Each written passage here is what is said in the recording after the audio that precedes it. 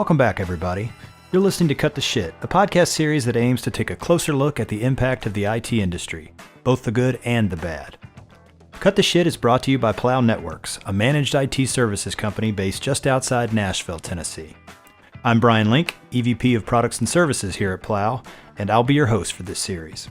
I'll ask questions, and with the help of our guests, try to dig deep on some of the key challenges we all face dealing with IT. So with that, let's cut the shit and get started. On today's episode, I'm pleased to have Dr. Aneil Mishra as my guest. Dr. Mishra is a well-known scholar in the study of trust and its impact on companies and the relationships between employees and leaders. He has written a variety of articles on the topic, as well as multiple books on trust with his wife and frequent co-author, Karen. Aneil was recently appointed to serve as the Dean of the University of Michigan at Flint School of Management.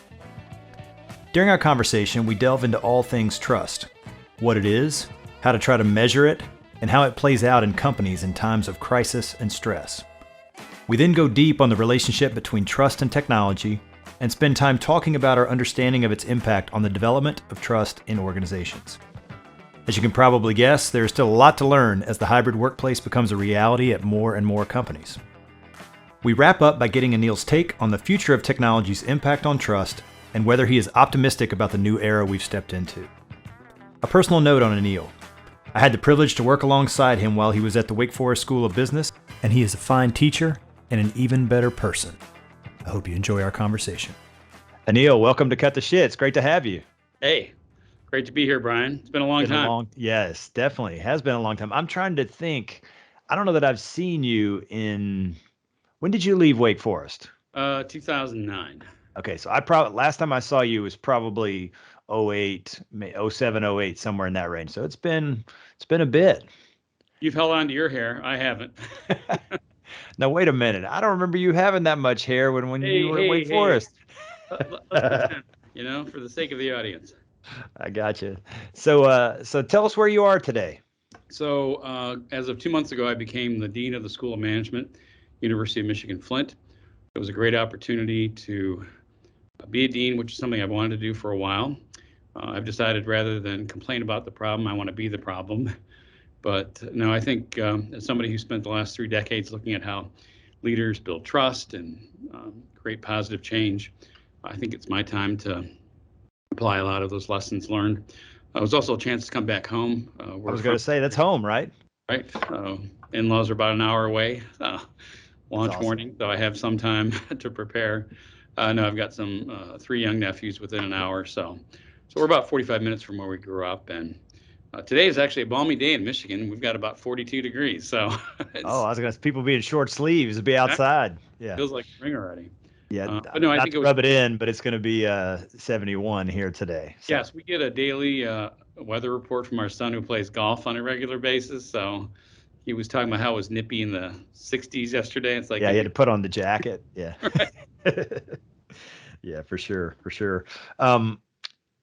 Have you been traveling much lately? I've started to ask this question a little bit now, just as things have been opening up, because I'm always curious to hear what that's like for people, because the experiences are different depending on where people are going. So just, how about you? Yeah, it's funny you should ask that, because I've kind of noted how travel for me has changed over the last couple of years. So I did some traveling, would have been around December of 2020, got on a plane, had some recommendations from a physician friend who I went to college with. So not only do I have the mask on, I've got the eye goggles on to kind of protect myself from any positive, airflow coming in, and having to show that I've already tested negative before I could even enter the state of Massachusetts, all that kind of stuff. So it felt like I was almost like an alien traveling, almost with a spacesuit on, and then am I going to go into the planet called Massachusetts? So fast forward a few more months, we actually flew back last January for a 80th birthday party that had been delayed for a year for my father-in-law. And we had to wear our masks, but it was just quite different in terms of the tenor of, the flight attendants, the passengers, and so forth. And I'll be flying again to New Orleans in April for a conference. So I think it's way overdue. I'd like to get back to something I think we'll be forever changed as a result of this pandemic, but something that approaches normalcy. Sure. is I think what, I think everybody. I mean, I think if there's one unifying force in the United States today, it's probably what you just said. right, exactly. Wanting to get back to some sense of normalcy, and Exactly. I think we're getting close, so that's a good thing. Well, as Um, a trust guy too, it's helpful to let's take off our masks so we can see one another and get to know one another. yeah, we kind of discounted that, I think, to our peril over the last couple years. I mean, early on, it made a lot of sense. As you know, the more we learned, it probably made less sense. But public policies, it's like turning a boat around a lot of time, even when it comes to emergency situations. So I don't know. I think I worry about what younger children, specifically have lost in terms of that facial recognition and the Oh, exchange of nonverbal communication. How much of it is from what we do with our face? But I think public officials across party lines, across federal, state, and local, they're going to have a lot to answer for because I think we've done enormous damage to our young people, not just yeah. K-12, but even our college students Yeah, who. I mean, I got a son who's a junior in college, and he lost a full year face-to-face, education. Couldn't even be on campus. And then this fall, at least they were on campus, but still, pretty limited in the get-together phase. And that's a real loss for him. His problems are not what a lot of people's problems are, but nevertheless, it's a loss for No, sure. same for our son who had 3.5 years at least at Carolina as an undergrad, then had to pivot to online to finish his senior year. He then stayed to get his master's in accounting, which was a face-to-face program. And each quarter or term or semester, they're saying, no, we'll be back to campus. And it never happened. And he Yeah, feels like not only does he get a discount, he should get a discount, which he isn't going to get on his tuition, but it's like he feels robbed of a big chunk of that learning yeah, and so forth. for sure, for sure. So before we jump in, I thought since you've been in the academic world and in business school for such a while, I thought you might have an interesting answer to this question. It's a little bit of a curveball, so if you don't have anything good, that's fine. But you know, tell us what in your mind, what's the most interesting use of technology that you've seen a student, deploy? Maybe a hack, maybe something interesting that you've seen that's technology related. You've seen a student because you know they're pretty ingenious. So I'm figuring you've probably seen a lot, and it could be it could be for cheating, it could be for good purposes. I don't know but what have you seen? Well, I'm not sure, as someone who's always trying to adopt new technology, new tools, and so forth. For me, I think it's been more the way they've triangulated a set of tools to get at truth. So they're not only going to listen to what I'm going to say, they're going to fact check it with Reddit or YouTube or their peers, through texting and other kinds of social media. And I think that's all to the good because I want them to be very smart consumers of information. I like to joke that I read the New York Times and the Wall Street Journal, and the truth is somewhere between those two editorial pages and so forth. But I think actually our mainstream media have gotten harder to utilize as a single source of, truth or critical information. It's becoming more and more important that people are savvy about where else can they get that information and not to trust any particular one. So when someone, including my own children, say they read something on Reddit about Ukraine and Russia, or they saw something on YouTube. In fact, I just pushed out something on LinkedIn from a Ukrainian friend I just developed a week ago. So she and I are going to talk about joint programs between her business school in Lviv, or Lviv, depending on how you pronounce it, and School of Management. And so she simply asked me to share some take on propaganda that Putin had been pushing out as a way to discount the messaging that's going on social media from the Russians. And so I gladly shared it on LinkedIn, and I've already gotten hundreds of people to look at it and share it. Right, So right, I think for me, it's more a multiple set of tools that students are using to figure out how the world's working. right, right. Well, that's probably a good place for us to get started. So, um, we already talked a little bit about where you are, but you're an academic. You're the dean at the University of Michigan, Flint.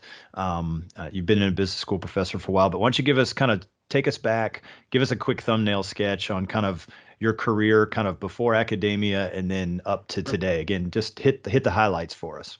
Sure. No big surprise that I ultimately became a professor. I was a geek in high school, and um, but I think in having a father who was a professor at Michigan State in journalism, so that's also another way to talk about truth. Um, I think if I hadn't worked at General Motors after Princeton, I did that for about 4 years, what used to be Oldsmobile, and then the powertrain division, I might have stayed in business long term if I'd gone to work for a tech company or something that was dynamic. But 4 years of that bureaucracy at General Motors convinced me that Dad was right. So I went to Michigan, Ann Arbor for my PhD. My wife was already getting her MBA there. We have 3 other brothers between us, so we're maize and blue all the way through when it comes to football and other things. But it was a great time to be at Michigan. We had a great set of professors, some of who were purely scholars, others who had spent decades in industry, and then people in the middle. Again, to get at truth, I had a lot of different perspectives to bring to bear. And what I studied, I went back to the auto industry and studied crisis. It was the late 80s, early 90s. A lot of turmoil that GM and the big three, as they were called, and their suppliers are going through. But I found a few companies and organizations that seemed to really be thriving in this chaos. And so I simply asked them, what makes the difference between what you are doing and achieving and the rest of your colleagues? And they said, well, it's because our employees trust us, because the UAW trusts us. So I figured I need to go back to the drawing board for my model and figure out what is trust if it's so important. So I figured that out by doing interviews with dozens of executives, and then I did a survey with hundreds of top management team members in about 90 organizations, and found out that trust really comes down to 4 things. It's being reliable, open and honest, competent, and caring or compassionate. It's what we call the rock of trust. When I first spelled it out in my dissertation, my wife's reading the chapter, goes, that spells crock. You might want to reorder the chapter. I still think I'd have a great career with Pottery Barn or those glazing mom and pop shops with crockery, but yeah, it's the rock, not the crock. Yeah, the double meaning there kind of could hurt you. Right. Exactly. So then went to Penn State, spent 5 years there, came back to Michigan for a year, and then spent a wonderful decade at Wake Forest.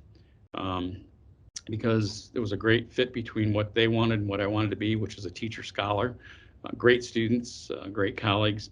But then that became my journey to become a dean. So I went to Michigan State for a couple years to run executive ed and be an associate dean there. Came back, left academia for a year, joined a tech company to build online degrees, which was great. I learned how tech is a young person's world. I'm managing 20, 30, and 35 somethings. I'm in my 40s. You talk about technology. I've never done more multitasking in my life. So we're on a conference call while people are texting. There's email. There's the phone conversation, all while the president is screaming at us to get our projects launched up. That's interesting. We're going to get to that very point as we talk about a little bit about technology and trust. That'll be an interesting one. So, what's going on, to use that phrase. So then I had a chance to become associate dean at a historically Black college and university in Durham. That was really transformative in my leadership development. I can talk more about that if you want. And then went back to the good life of being a professor at East Carolina, had an endowed chair in leadership, and then U of M Flint came calling. So I've kind of gone back and forth between the private sector and higher ed. And also, I think I've had a wide variety of institutions in higher ed to learn from and to build a new strategy, I think. Well, that's awesome. Again, we got to know each other when you were at Wake as a professor, and I was actually working there. I was in the business school, but I never had the good fortune of having you as a classroom teacher, which maybe that's why you're willing to come on this podcast. I'm not sure, but regardless, you were well regarded there, and I always thought the subject matter that you were studying was super interesting because it's one of those things that I think a lot of us probably acknowledge. If someone were to say out loud, well, trust matters, no one's gonna go, well, that's stupid, like that. I think everyone sort of knows that, but what do you do with it, and what does it mean? And I think that's where I want to kind of dig into that a little bit. In that early work, kind of around the dissertation and early stages, how much were you trying to get at the impact of trust on business performance, and then and what did that look like in terms of, I'll use the word quantify, maybe that's not the right word, but establish a causal relationship. What did you find in that work? It's really an interesting question because at the time I had all the survey data, which pretty clearly showed that trust mattered in terms of employees' perceptions, and I did some follow-up studies with Allied Signal and the aerospace industry. to show that trust, first, if you have it in your top management team or your supervisor, you'll certainly feel a greater sense of commitment to the organization. You'll be more empowered to do what you think is important on behalf of the organization. So it does help align employees with the organization's purpose if there's that trust. But does it really matter in a bottom line sense? So then that became the next part of the validation effort. And so with aerospace, so a very different industry, that was one effort to kind of cross-validate my initial findings. We also learned, though, it mattered in a bottom line sense in that it significantly reduced voluntary turnover. So people were not only saying they liked the place, they stuck around, and they actually stuck around during a crisis period for the aerospace industry, or at least this company, Allied Signal, was going through some restructuring. So just when you really need the talent that's going to help you get out of that crisis, most often it leaves for better greener pastures. But if you have that trust, they'll stick it out and share their fate with you. And then I actually went full circle, and this happened about a little bit more than a year ago. I built out a global research team with people from England and Australia, and then people actually in North Carolina, to go back and revisit my dissertation data set, because I'd actually never examined the bottom line, the quantitative performance. I don't even know why I never looked at the data, but I think it was just a matter of circumstances and not always having the time. So I went back and then started relating all my survey data to business unit performance in two different ways. One was return on sales for those business units for about a year to two after the surveys were collected. And then also their objective quality performance measured as defects per million. Again, it's a manufacturing context, and found that trust really does matter, but not directly.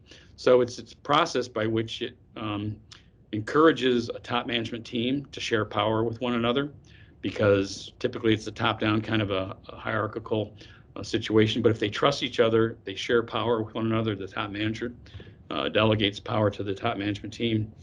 And then it also facilitates a greater integration of the very diverse perspectives they bring to bear. So my working idea in my dissertation was the best team at the top's got a lot of diversity, especially in terms of their cognitive perspective. They share power and they have trust, because it's a very complex set of problems to work through in a crisis. You better have a lot of different perspectives to bring to bear rather than just one idea. But all that diversity doesn't matter if people aren't free to share their ideas and have them voiced. And then also, do I want to share information, which might include stuff about how I'm not underperforming in my part of the business? I'm not going to share that sensitive or kind of vulnerable information if I don't trust you. So anyway, we found out, though, that it matters really significantly. If a business unit wants to improve its financial performance and its quality performance, they better have trust at the top. Gotcha. And again, it makes sense, but it's nice to know that, you've been able to sort of figure out prove it, right? We were talking earlier a little bit about truth and right, the academic process, right, and the scientific method is about trying to get closer and closer to truth, right? Capital T truth. We live in a postmodern world where it's sometimes, truth is, I won't say it's a dirty word, but some people think it's a scam, or it's just power, whoever's got the most power, and all those things are sort of true, right? But that doesn't mean we should give up on it, at least in my perspective. And you've committed your life's work to that, so I don't think I have to convince you of that. No, I was blessed to get out of Michigan by 1992, just as deconstructionism and Foucault and Derrida and others were saying there really isn't any objective truth. And I agree to some extent that truth is relative about certain things, but I also think there is, first of all, some higher truth, and I also think that there is, as you said, the scientific method, at least we're approximating much more effectively what real truth is. Right. Yeah, for sure. So let's pivot a bit from so that core research, kind of the basis, or sort of the foundational work upon which you built your career. It didn't sound like, at least early on, there was at least a thought of, well, how might technology play into, or the impact of technology on trust? I'm guessing that has perhaps informed some of your research, or at least research within the field as we've gone forward. So talk a little bit about that. Have you had the occasion to study the impact of technology on trust in any kind of dimensions? Yeah, so this is more of initially some qualitative research that I've been doing for the last decade almost now.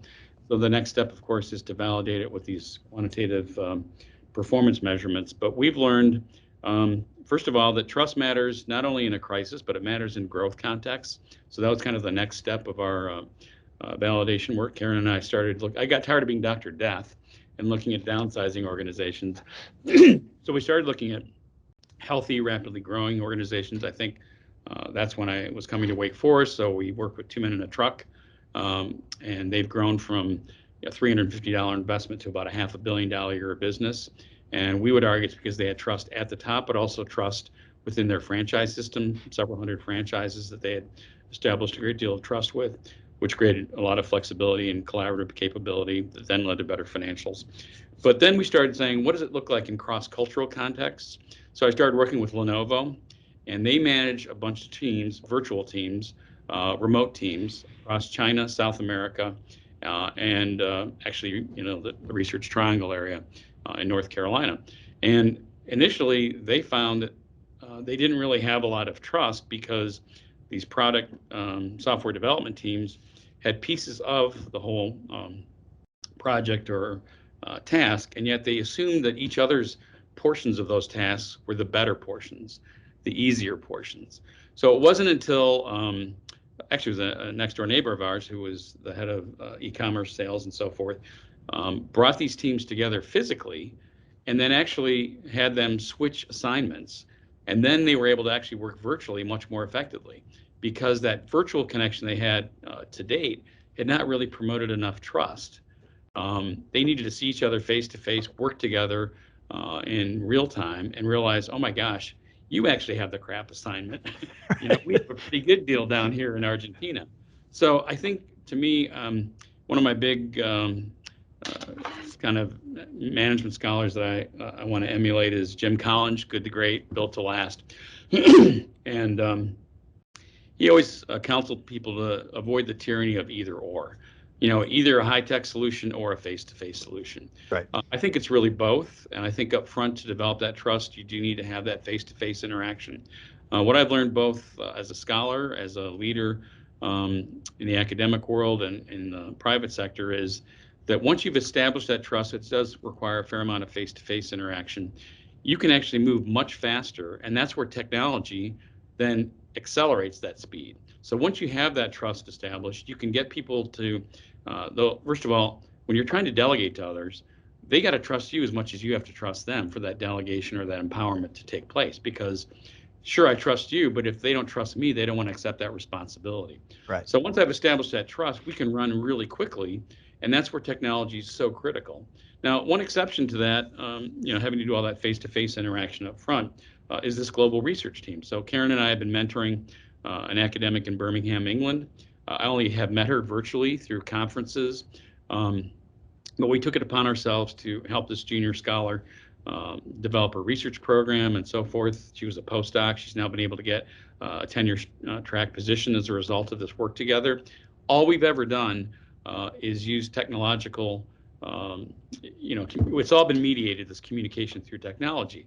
Right. Now, thank God for WhatsApp, because she's a big fan of that, and for our Zoom meetings, but we will say things in a WhatsApp conversation that I probably wouldn't even say face-to-face with a bunch of other people. So again, if you have this trust, technology isn't a barrier to building greater trust. It actually enhances the ability. Does that make sense? It makes a ton of sense. My daughter is new to the workforce. She, it sounds like your son, graduated from undergrad in May of 2020. So she spent the last semester of her senior year, at home, like the rest of the world, and then about 6 months here trying to, there maybe wasn't a worse time to get a job than May 2020 in a lot of ways, especially for an entry-level person. She got a job and started working and worked in an office environment for about the first 8 months, and is now took a new job in the same organization and is working remotely from her apartment. She's 20, she's getting ready to turn 24. Hasn't had a lot of work experience in in face-to-face environments or other things, and she's actually working with the San Francisco office of her company, and trying to figure that out. I have a lot of questions about how that's going to work. In terms of not having the face-to-face and not having built the skills for that but I don't know if it's going to matter. I'm not 100% sure. I mean, we'll see, I guess. Well, it's funny you should mention that because Jack graduated with his Master's of Accounting, um, and then had a choice to either go to Ernst Young in Raleigh or PwC in Charlotte. Charlotte would have been his preferred location, but the job opportunity, Ernst Young, I think from a content standpoint, was the better job. So he took the job in Raleigh. He's been working remotely ever since he got his job offer, right? He's got his badge and everything else, but it's all a virtually mediated environment. Here's the thing that's helped him, though, and I think he's learned from his parents, or learned from his dad at least.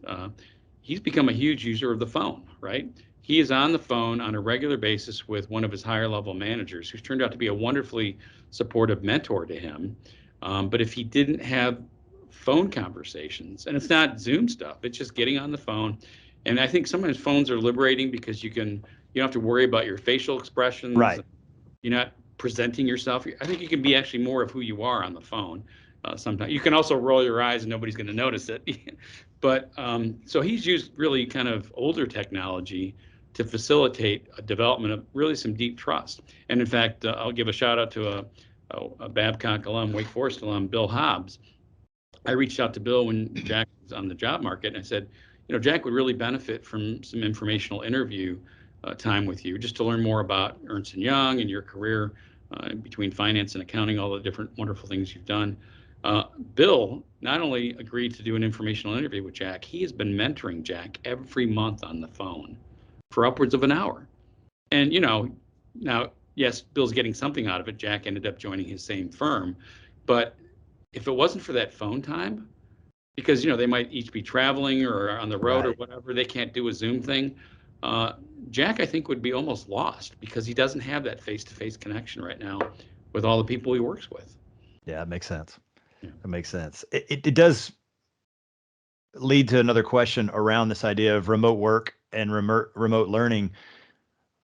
What are you seeing in terms of the research? Where's sort of the trust research in the mix on this? What are people finding? It's early, so what are they finding? Well, so I have a huge bias in favor of face-to-face learning, but for the last 7 years, I've taught half of my courses at East Carolina purely remotely, right? Asynchronously. Some synchronous conversations, but for the most part, asynchronous, which is, definition of one-way communication. And I was really kind of worried that I wouldn't be able to reach my students. They wouldn't learn as well.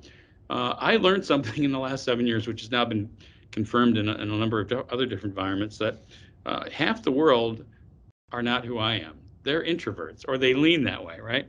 They don't think by talking through things. They really think by listening, and then maybe through writing or other ways of communicating, sharing their thoughts and ideas. And I actually have had much more thoughtful conversations in my leadership courses, which were the ones that were remote. Now, a lot of different reasons for that. They can have the time to respond in writing thoughtfully to a discussion board. But I think it also takes into account learning styles and, again, personalities. Karen and I had to pivot our leadership program we teach through Wharton for the American Bankers Association every year in June. A couple hundred bankers. We're doing leadership development work with them over the course of several days. And back in 2020, they said, we can't do this anymore. We got to do it remotely. Anybody want to volunteer? So we did. Had to learn a different technology, Blue Jeans rather than Zoom. Right. Again, I was both pleasantly surprised and a little bit horrified that we actually had great conversations with a couple hundred bankers remotely. We're managing multiple breakout rooms and chats and everything else. Now, again, how much of it is the introverts finally got to have their day in the sun, or is it people are getting a little bit more comfortable with technology? We did it again virtually last June. That worked quite well. Now we're going to be back face-to-face this June in Philadelphia. I'm going to hope that they've had enough Zoom fatigue that they'll say, we're glad to be back face-to-face. But I think we're in a hybrid world going forward forever. I've always been a hybrid kind of person. That's why I became a professor. I worked at home for my writing. Even with young children, I had more quiet time to do that. So I was critically dependent on technology to be able to get work done. Now I'm even more dependent on it. But for me, it's always going to have to be that blend then of real in-person, in the flesh kind of interaction, coupled with technology. Here's a piece of technology that I have yet to exploit, or the potential of online learning, and that is to make it much more collaborative. And I don't mean peer-to-peer, student-to-student, or even peer to, student to faculty. So there's collaboration that's taking place that way. I think we're at the very beginnings of collaboration with subject matter experts, alumni. I can beam people into a classroom every week in a way I could not get a CEO to get on a plane to come to Winston-Salem to spend an hour with us, right?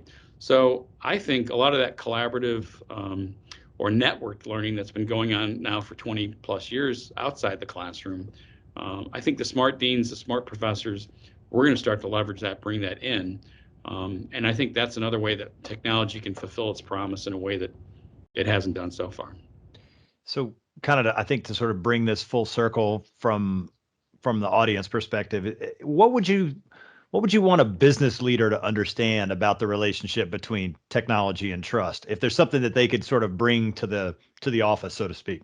Sure. I think it comes back to, so Karen and I are finishing our second edition of our leadership book, and we're actually calling it Intentional Leadership, How to Become a Trustworthy Leader. That's the tagline at the end of the title.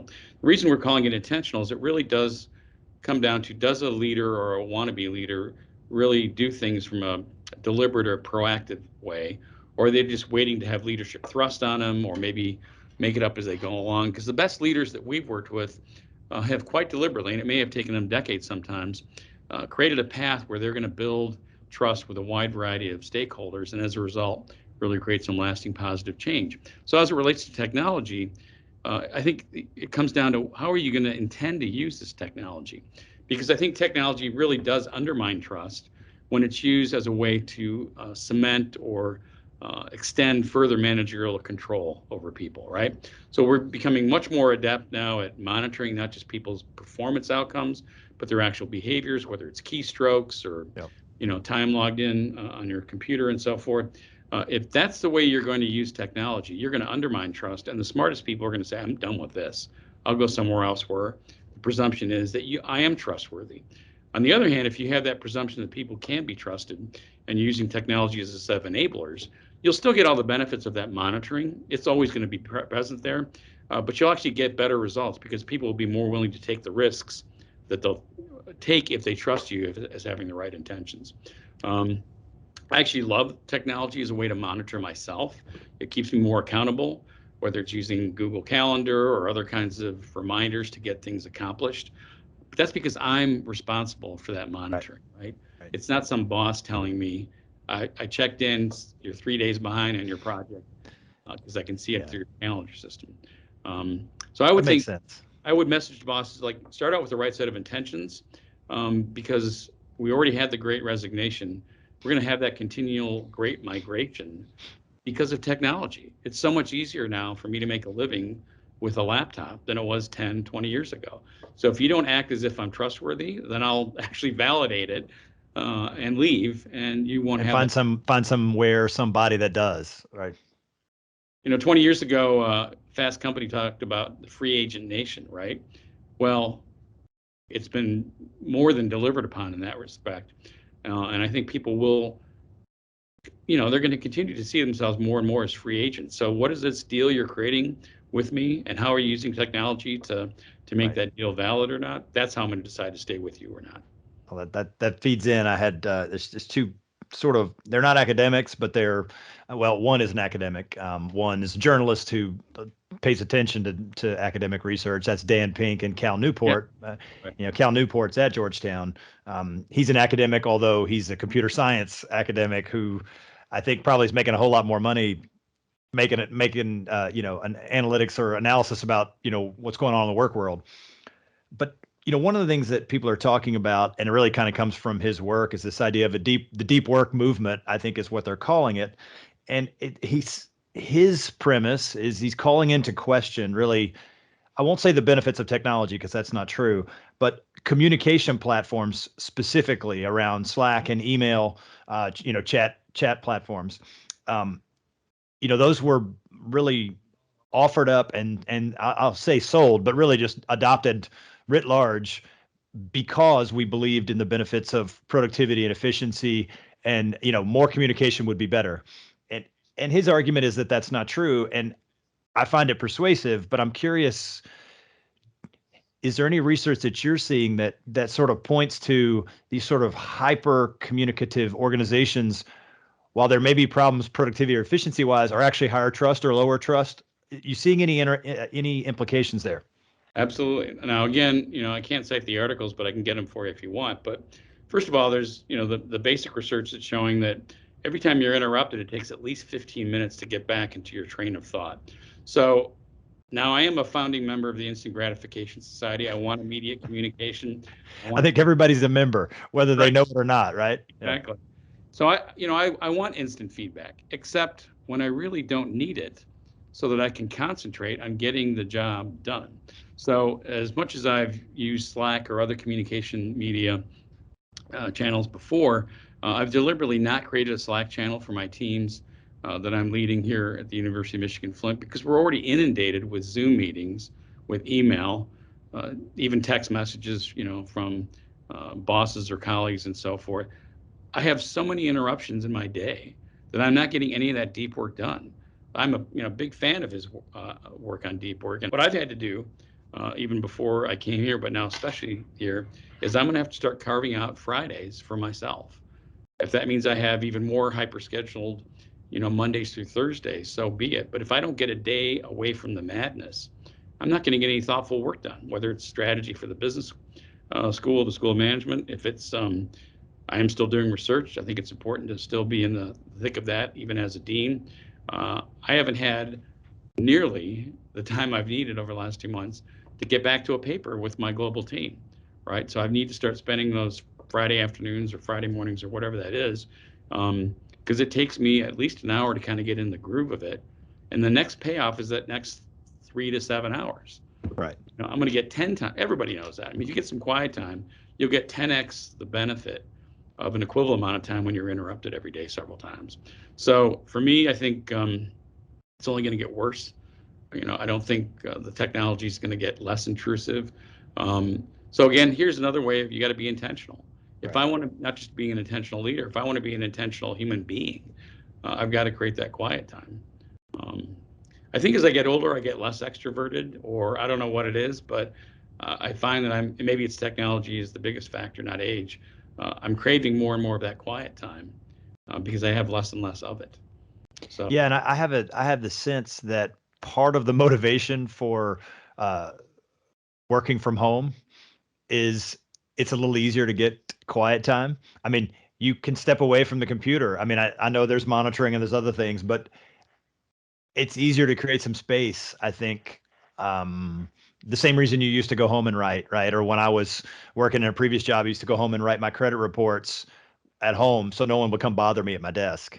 Now, the computer can still bother you, but you also at least have some control of it. You can turn it off. You can close the lid. There's things you can do. in fact, to get back to your earlier question about how should bosses use that technology as it relates to trust, I think it's fine for bosses to say, I'm going to do an even better job of monitoring outcomes because I have so many more ways to measure outcomes now than I did 10 or 20 years ago. But I'm going to liberate you by not monitoring the process and by, in fact, serving as your coach. That's one of our chapters in our new book, is the leader's coach. How can I help you with these processes, with these systems, to generate those outcomes we both want to achieve? Right. So if I measure process rather than outcomes, that's going to undermine trust. And if I'm not coaching you, if I'm not helping you through those processes, that's also probably going to undermine trust. Yeah. Last one, you mentioned Free Agent Nation, which Dan Pink wrote a book called Free Agent Nation back in the day. And he's gone on, obviously, and written a lot of other books. Again, not an academic, but someone who's pretty astute as a journalist. And his book Drive, I found, again, a very persuasive book. And this idea of, autonomy and mastery and purpose are what really create motivated employees. I'm curious how that rubric fits in with sort of your rock concept of trust. Do you see a good bit of overlap there? Absolutely. In fact, I'm a big fan of Dan and his work, and Drive, I think, is just another great example of it. When I started out doing my work on trust, I was blessed to have as a cohort member of my doctoral program, Gretchen Spreitzer. So she's a professor now back at the Ross School of Business. So she's come back to our business school where we both did our PhDs. So as I'm studying trust in the auto industry, she's studying empowerment in the auto industry. I'm focusing on GM and its suppliers. She's focusing on Ford and its 3,000 middle managers and how they develop a sense of empowerment. Well, one of those dimensions of empowerment, so I've got 4 types of trust. She's got 4 types of empowerment. One is to have a sense of impact on the bottom line or the results for the organization. One is to feel that you're competent. But one of the most important, the one I think that aligns most closely with trust now, is to have that sense of purpose, right? And mastery is related to that. So if I have a true sense of purpose, well, the dimension that maps on from trust most closely is compassion. So if I really feel that my management has my best interests at heart, I am going to be much more probably going to have a sense of true purpose that also aligns with what the organization does. If I don't have that opportunity to develop my own capabilities, to develop mastery, if I don't have that sense of purpose that goes along with all of that, because there's not that compassion aspect of trust, I'm going to go somewhere else where I can develop that. I think that's even more true for this younger generation. I think, like our generation saw our parents work really hard only to get laid off sometimes. I think this generation of 20-somethings has seen all of that and more. They've seen what happened with their grandparents, now with their parents, and they're saying, I'm not going to tie my fate to any particular boss or organization unless I have that sense of purpose, unless I can be improving myself, in a mastery kind of way. So last question, last business question, then we'll close out with a couple of personal things. When you think about the future, you already made a comment, the technology is we're not going to get less of it. We're only going to get more, and it's going to get better in the sense of maybe both good and bad.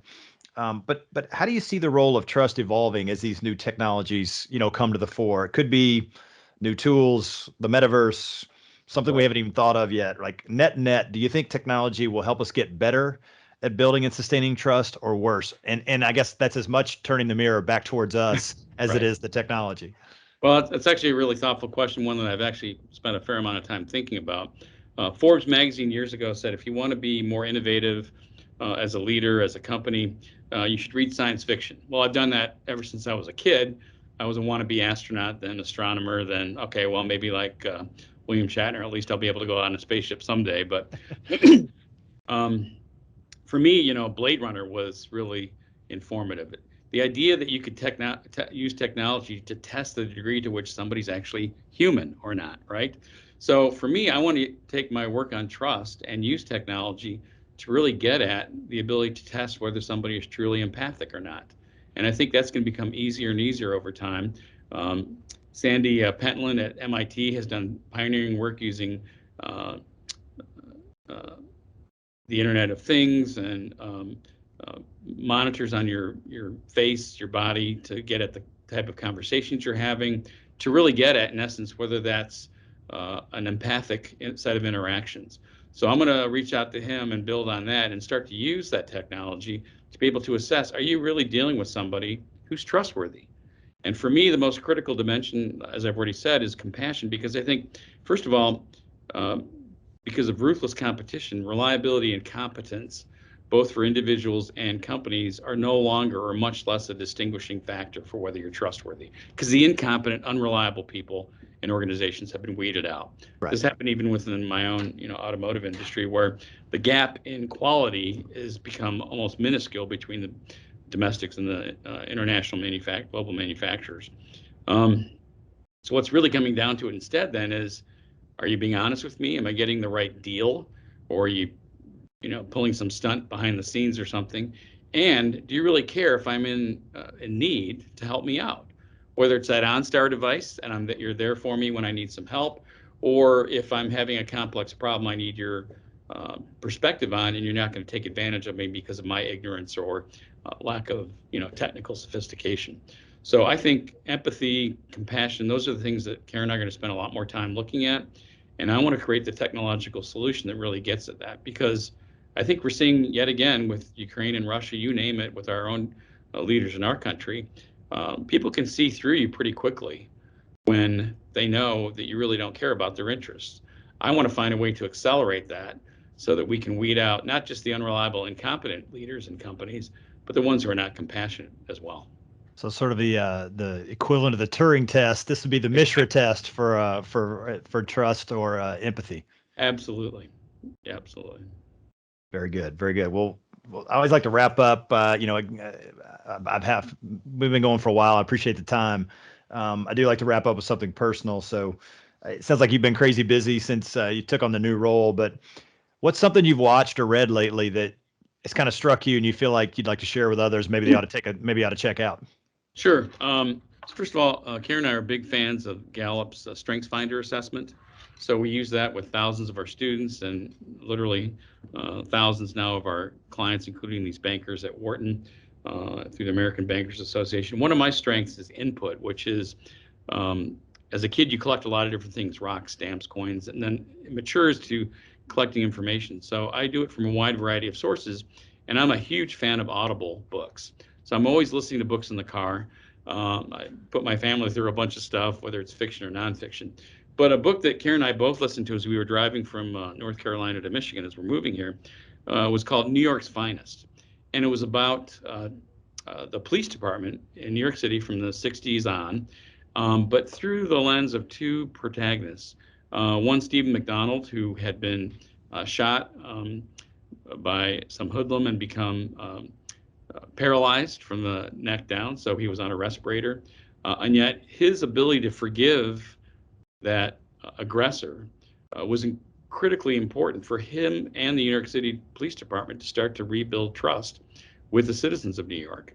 And from a completely different angle, somebody known as a cave cop, a subway cop, was the pioneer behind using the crime data in New York City, forgot the term for right now, as a way to, I think it was Crime Stop, as a way to target where the biggest pockets of violence and so forth are, and then to focus police activities there. And even though they increased surveillance, even though they increased stop and frisk for a while, because of that particular cop, which worked as long as he was on the force, they really got at the bad guys and were able to build trust with the community. Then when that technology, which works so well, became in and of itself the purpose, right? So we're just going to use data rather than the underlying principles of let's make the place safer for the citizens of New York. Then the trust got undermined, right? So for me, it was just amazing to see, first of all, a guy who demonstrated so much compassion for his aggressor when he didn't have to, his ability to forgive and to move on in a wonderful way. And another guy, very different kind of a character, whose ultimate values, his intentional leadership, was to simply make this place a safer city than it was in the 60s. Right. And because of that, he used technology for good purposes and built trust with African Americans, with white people, with the entire spectrum of citizens in New York. Then he retires and technology becomes the salvation in and of itself. So I think to sum it up, it's like, if technology is in the service of the right people, the right leaders, the right principles, it can be used as a way to build trust. So that's one of the things I've listened to or read that really stuck with me in the last weeks. Very good. Okay, last question. Tell us about your first technology memory as a child. Oh, gosh. Several. It can't be the TV because everybody says that's a cheat. That's a cheating answer. It's got to be something different. Actually, two pieces of technology. One was the Atari, which was my generation's. Mine too. Yeah. And the great thing about the Atari for me was I got bored with it fairly quickly. You mastered the game and it wasn't so complex. So then it became, I'd rather play pinball, but that cost me 25 cents for 3 games. Back then it was cheap enough for that. So I limited my consumption of technology. That could have been a huge distraction, right? Because it wasn't all that great. It was somewhat entertaining. The other piece of technology came from my dad, and I think maybe that's where I inherited my love of technology. So he had a Minox or Minox spy camera, that little camera that you push together. Yeah. Okay. Small pictures that could be microfilm or whatever. Yep. So he had taken it into East Germany when he visited it in the 60s. And so he's there pretending to kind of be a spy person with that little Minox camera. So he kept it. He let us use it. So for me, that was like, wow, I too could become a future, spy James Bond person with the use of technology. So I think from my parents, my mom was first generation college student. My dad came to this country in 1957 from India to work on his master's and PhD. But I think they always saw technology as a way to help their kids, to excite them, to get them to want to learn. And for me, then, that's the way I've tried to pass on technology to my own children. Sure, sure. Yeah, I think seeing it as an augmentation or an amplifier as opposed to an end in itself is probably, I mean, at least maybe young folks would say we're just old, but seems to me to be the way to make it work, and to get the most from it without succumbing to some of the potential pitfalls. Yeah, I wish I could remember the name of the Greek and Latin, the Roman philosophers who talked about everything in moderation. But I think that to me is a great, kind of guiding principle about technology. That's Epicurus. So. Oh, is Epicurus? Okay. Yeah. And I am an Epicurean, not a Stoic, so I think that helped me. I gotcha. All right. Well, listen, Aneil, it's been great to talk to you. It's been way too long, and I wish we were face to face like we were talking about. But I'll take this. This was a real treat. Please tell your wife Karen we said hello. All right. All right, Aneil. Take care. Thanks a lot, Bryan. Yeah. Okay. See ya. Thanks again, Aneil. Appreciate it. We hope you enjoyed this episode. If you are enjoying the podcast, we'd appreciate it if you would become a subscriber wherever you get your podcasts. And if you could rate and review the show on Apple Podcasts and Spotify, that would really help us out. Or you can just go old school and tell your friends, your family, your colleagues, and hell, anybody else who you think might want to hear something like this to listen in. If you're on social media, make sure to follow us on Twitter. Our handle is @cuttheshit_pod. We are also on TikTok @cuttheshitpod, all one word, where we post lots of clips from the podcast. And last but not least, you can also watch the YouTube version of the show on our YouTube channel @Plow Networks. Until next time, take care and have a great day.